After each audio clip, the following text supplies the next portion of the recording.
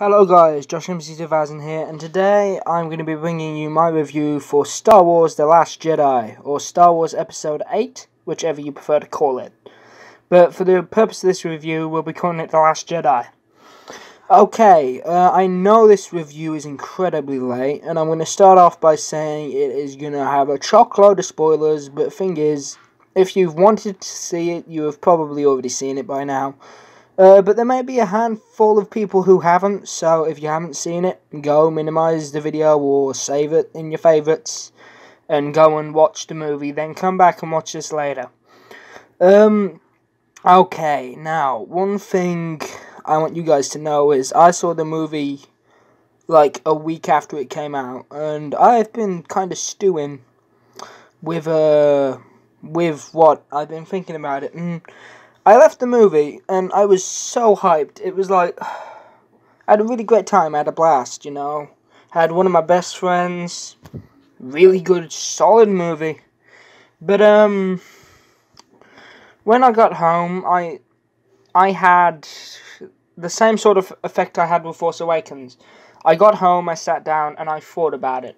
And the more errors I started to notice, the more little niggly annoyances I noticed. That I sat down and I watched it in the theatre, and the more I thought about it afterwards, it's like things started to niggle, things didn't quite line up.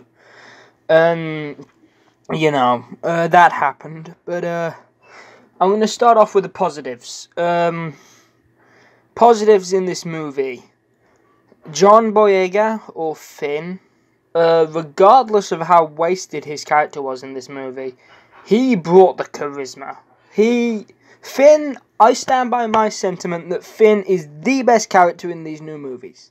Like, out of all the new characters, Finn and Kylo are the best. And I must admit, I'm still scorned that Finn isn't the main focus of these movies, because, I'll get more into why I'm scorned about that later, but, anyway. We saw Yoda. That was a big positive. There was a Yoda cameo, and honestly, it was hilarious. Like, one thing I'm not sure if I'm sold on yet is the sense of humor. It's got that typical J.J. Abrams humor, and I'm just not sure if I'm sold on it. Anyway, the other thing I liked was Leia, Carrie Fisher, and Mark Hamill as Luke. They all put in a solid performance with what they were given. Like, you couldn't knock the actors. I mean, there's only really two characters I had a gripe with in this movie. And also, I felt Rey, I'm still not massively sold on Rey, but she had development. She'd improved from Force Awakens. And I still have some niggles with Rey's character, though. But we'll talk about it. Princess Leia, however, was great. I just, God, I'm really struggling for the visuals and, like, everything in space with the visuals and, like, the vehicles. Although they were kind of, like, the one battle at the end, the Battle of Crate, that was a bit, first of all, I'd categorize that as a skirmish, not a battle. I don't know why everyone keeps calling it a Battle of Crate. It's there's not enough forces there for it to be called a battle. I'd personally call that a skirmish. But that's just my opinion. Crates, just the imagery was very Empire, the way it was presented. That's not necessarily a problem. I'm just saying they could have. When the biggest complaint about Force Awakens was it was too much like Episode 4, I think Last Jedi could have done without drawing parallels to the other two movies. But anyway, that's neither here nor there. And now let's talk about the best scene in the goddamn movie: Finn and Kylo. No, yeah, why did I say Finn? Kylo and Rey throwing down with Snoke's Royal Guard. Literally, that scene was just so well choreographed, and it's... Also, am I the only one who's noticed the characters going reverse hand gripped a lot? I mean, there seem to be a lot of references to Force Unleashed in these new movies. I don't know. Maybe maybe someone who directs or writes scripts was a fan of The Force Unleashed. Or maybe they're hinting at something, I don't know. I'd like to think they're hinting at something, but at the same time, I'm skeptical, and I'm genuinely worried, because I didn't leave this film with the same feeling I got when I left Rogue One, when I left flipping Force Awakens. This film left me with more questions than answers, and that isn't exactly very helpful when we already had a load of questions from Force Awakens. Most of them thankfully get answered here, but you know. Also, one thing I actually liked the fact that they turned around and said Rey's parents were nobodies. I actually really like that. I'm getting sick and tired in Star Wars how everyone seems to be related to each other. I mean, like, you've got this massive galaxy, and they seem to be peddling the trope that everyone is related, and I'm not a fan of that. I'm glad that they have walked away from that, and they've actually said, okay, you know what? These characters here aren't related. They're just soldiers in the Resistance, or a Jedi Knight, or a training Jedi Knight in the Resistance. Oh, and also, let's get on to Luke. I liked the I know Mark Hamill doesn't like the way Luke was presented in this movie, but I think for what they were going for, he nailed it.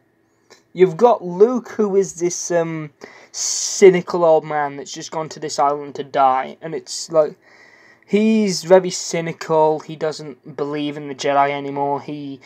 Yoda even said he'd gone as far as to cut himself off from the Force. Now that shocked me. When Yoda passed that comment, I'm like, what? Luke has gone as far as to cut himself off? Really? Is he that disgusted with what he is responsible for? And I actually wish this didn't get so glossed over. I mean, there are 3 plots in this movie. There's the main plot, which is Luke and Rey and the training. And then there's the second main plot, which is the whole thing with the Resistance and the ships basically chasing each other. That was the less interesting one, though. And then there's the side plot, which is the whole Canto Bight nonsense that I'm going to talk about in a minute. But, like, everything, when Rey and Luke are on screen, it's interesting. And also, I kind of liked I know a lot of people didn't like what they did with Snoke. I get it. We needed more. We could have done with some more backstory. And also, Snoke was kind of an arrogant sod, but, you know, whatever. Characterizing of villains, whatnot. But he bit the dust, and they are pushing Kylo as the main villain now, and I actually like that. I'm kind of glad that they've got rid of this whole master and apprentice dynamic. You just have one Jedi, one Sith.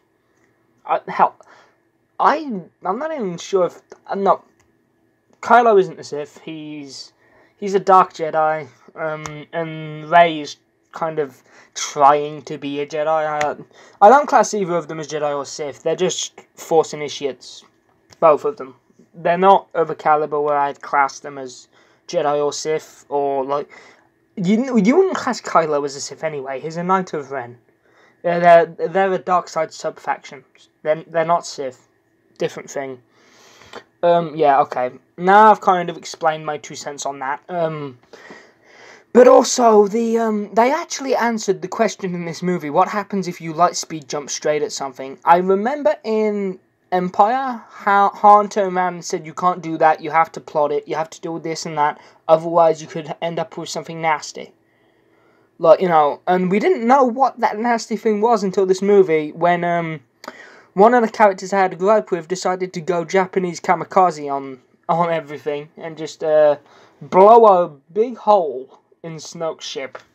The visuals for that moment were incredibly well done, but, I must admit, the visuals and the sound across the board and the music were fantastic.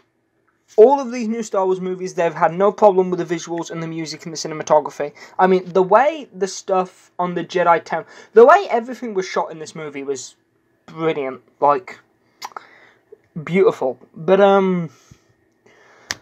I just, okay, I'm going to get into positives now. I'm going away from the positives now, and I'm going to have to get into the negatives here. I can't continue to talk about these without going into the negatives. Admiral Holdo. Why was this character even in this movie? I honestly do believe this character could have been scrapped and replaced with Admiral Akbar.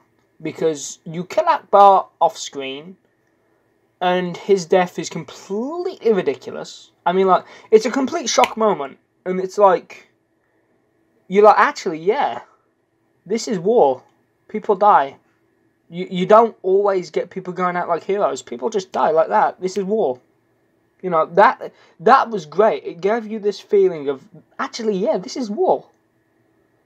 Good people die, bad people die. With, you know, there is no good and bad in war, really. It's just from a certain point of view, as Obi-Wan Kenobi says. But, you know, people die. Just like that. No reason. No rhyme or reason. No going out like a hero. No heroic last words. Just...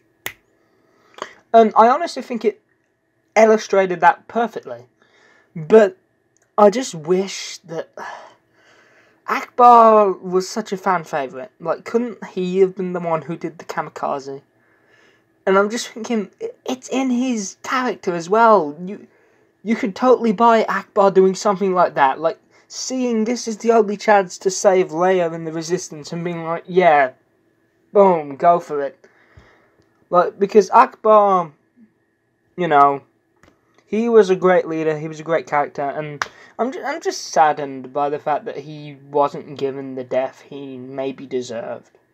I mean, I gave Han a pass because it was emotional and it was, you know, it was interesting. I liked where they took that.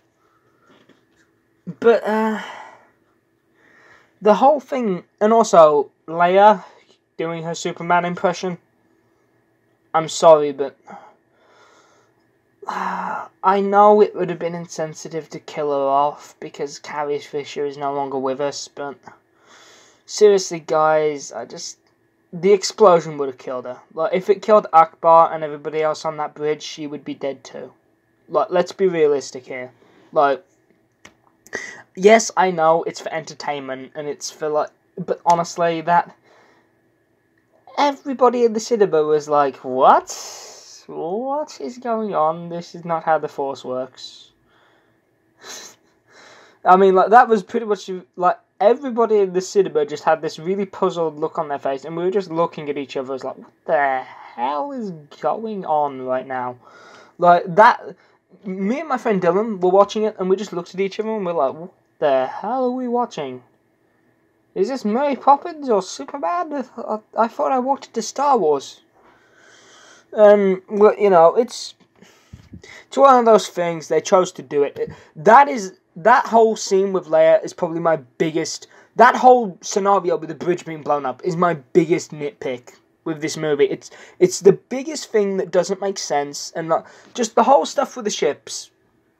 It looks good. It's visceral, but it's nonsensical. Like, if Admiral Holdo, listen, you're a commanding officer, right? You care about your troops. You care about your soldiers. You tell them what the full plan is. You let them in on the loop. You let them know, hey guys, we just got to get here so we can escape and get to the moon. While someone stays behind, turns that round, kamikazes, distracts the First Order, and then we're home free. Like that. All she had to do was sit down and do that. And she didn't. She kept Poe in the dark, and it led to a mutiny. If you're a commanding officer and you see things are about to go awry, you explain everything. You just say, like, this is what we're doing. There's no need for this. Calm down. Stand down. We're all on the same side here. We've got a plan. We'll get through this. You know, I honestly think if Leia was still around and, like, still in charge at this point, she would have done that. She's like, look, I understand, and I understand and I appreciate your concern, Poe. But we have a plan. It's under control. Trust us. We know what we're doing. Just get on the transport. It'll be fine. But no, they didn't do that. And Canto Bite. Now we come to the other thing I hate about this movie, Canto Bite, and the other character I hate consequently. Rose. I've heard people say this character is worse than Jar Jar Binks. I do not quite think she is that bad, but I'm not her biggest fan either. Let's just say Juno Eclipse doesn't do anything in Force Unleashed, and even she has more common sense than this character. Not knocking Juno, anybody. She's actually probably one of my favourite female Star Wars characters, because she actually has the guts to stand up to a Sith and say, hey, what you're doing is stupid. Stop this. You should be doing this, you moron. Stop listening to Black Tin Man. Do what's right. You know, like, I'm sorry, that's a very dumbed down version of what she says. I might actually put the scene in now.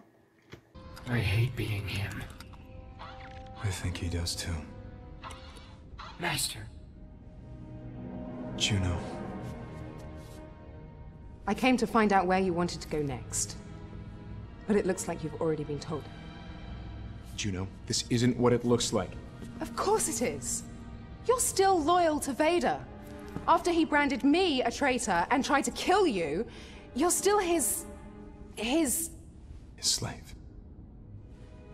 Then why did you defy Vader to rescue me? I needed someone to fly the ship! We both know that's not true. My being here has never been about my piloting.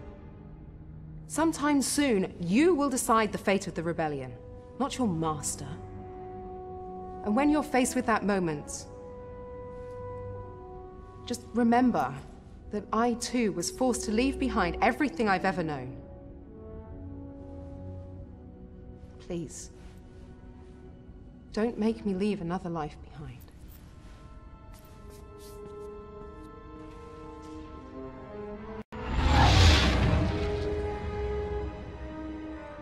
There we are. I'll play that scene for you. That's what you mean. I like Juno. She's a strong character. She's a good character. Okay, she probably didn't... They could have done more with her, but the type of game Force Unleashed is just limits character development so terribly. Honestly, if they're looking for a good Star Wars story movie, cancel Han Solo and do a Starkiller movie. Do Starkiller a Star Wars story instead of Han Solo. And I mean, it's from the point of view of the Empire, it's from the point of view of the Sith. That would sell. Just do it. Teach us about the Sith in this new continuity. Do it. Make it a thing. Please, people.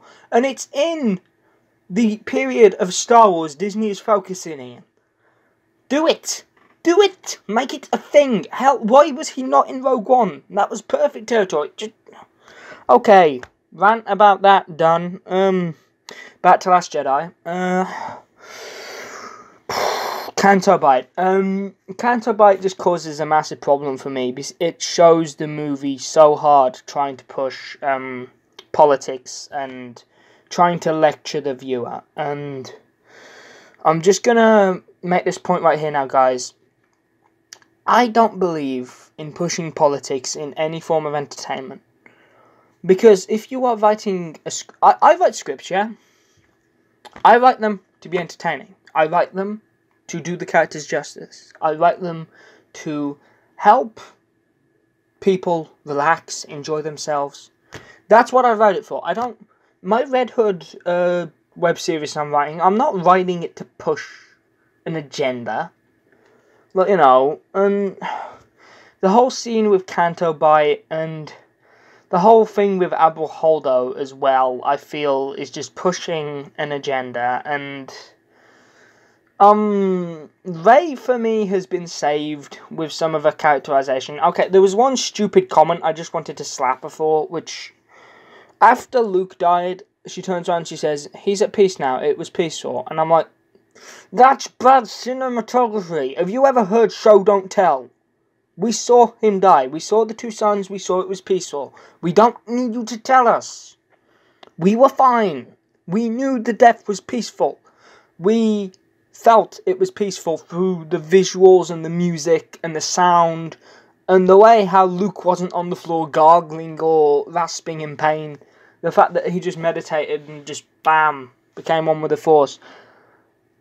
Like, yeah, okay, I'm not a fan that they killed Luke off like that, but fair enough. Like, I get what they're trying to do. They need to...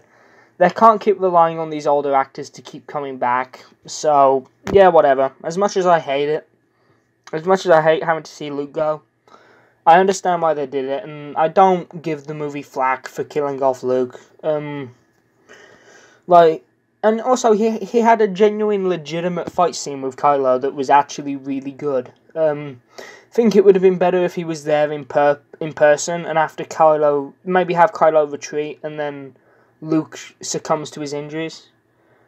Or maybe Luke succumbs to his injuries in front of Kylo. Like, just alter it slightly, I don't know, but I actually really dig Luke in this movie. I mean, yeah, okay. I know Mark didn't like it, but every now and again, like, you play a character you don't like. Or you play a version of a character you don't like. It's just a thing with acting, I guess. But,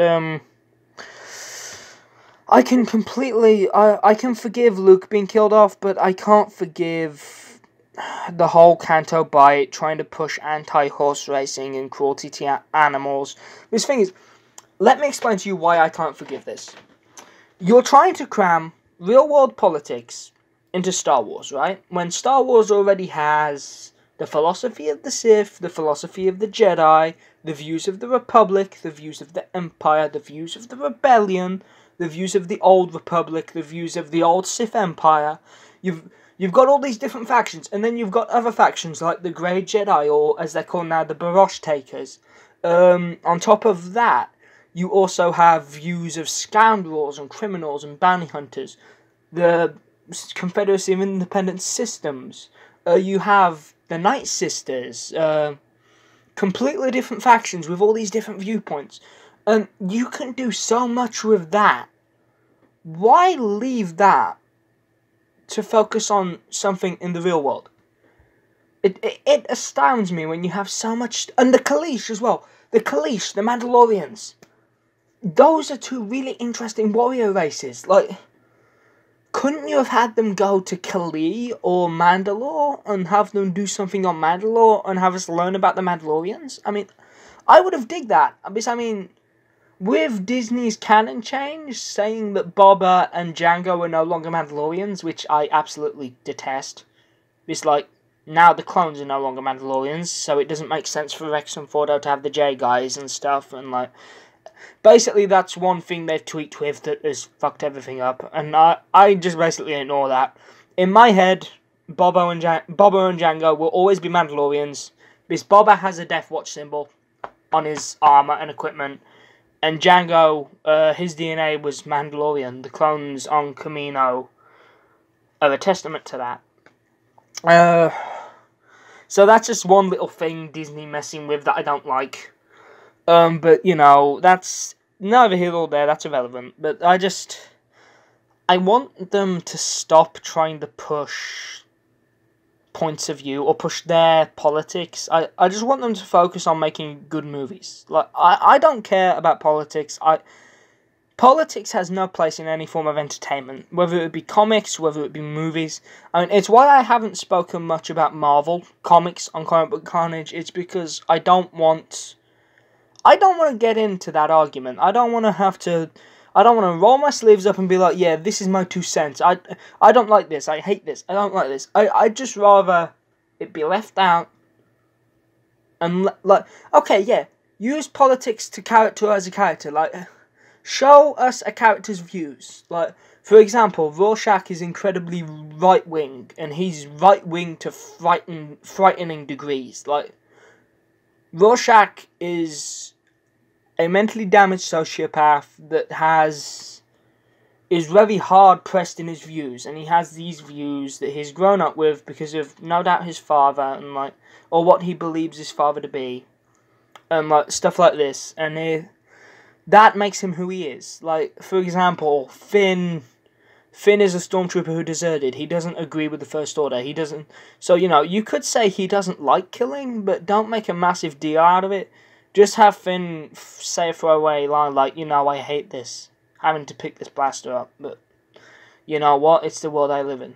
You know, just have Finn say a throwaway comment that fleshes out Finn, but don't try and make a massive anti-gun law thing out of it. Do you understand what I'm saying? If you understand what I'm saying right now, put it in the comments and tell me that you understand what I'm trying to get across. But I'm just basically saying politics has no place in entertainment. Leave it out. Don't push diversity. Don't push religion. Don't push culture. Like, you can make fictional religions, fictional politics. Like, prequels introduced fictional politics into Star Wars. Like, a fictional Senate. A fictional... different races with different beliefs that they challenge in a chamber. Like...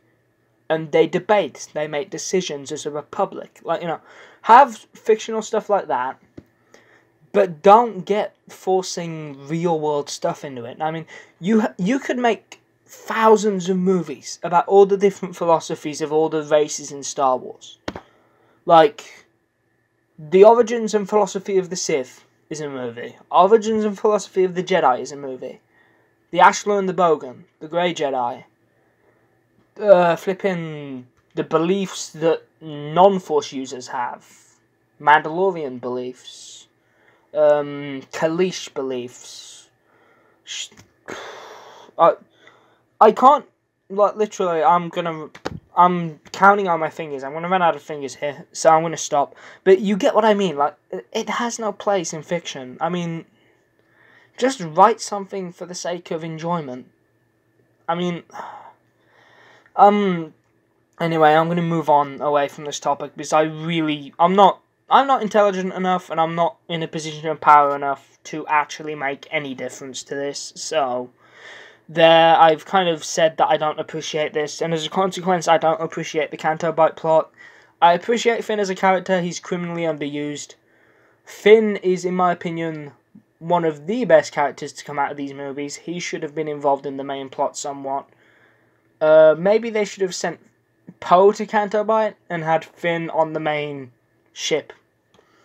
Like, dealing with the situation in the main ship. Because, I mean, like, you know, them to fly off the handle and stun him and throw him in the brig, that would make sense if it was Finn.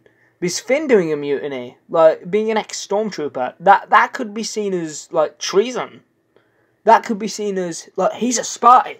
Stun him, like, you know, that would infinitely make that scene make so much more sense. Like, for the rebellion or resistance, they might as well be the rebellion at this point, but anyway, let's close this up. I've been going on for far too long. As far as it is, it's a good movie, but it has its flaws. I'm not saying you can't enjoy it. It's a good movie, has its flaws, as does all movies. If you haven't seen it now, don't worry about rushing out to cinema. It'll be out on DVD soon enough. And let me know.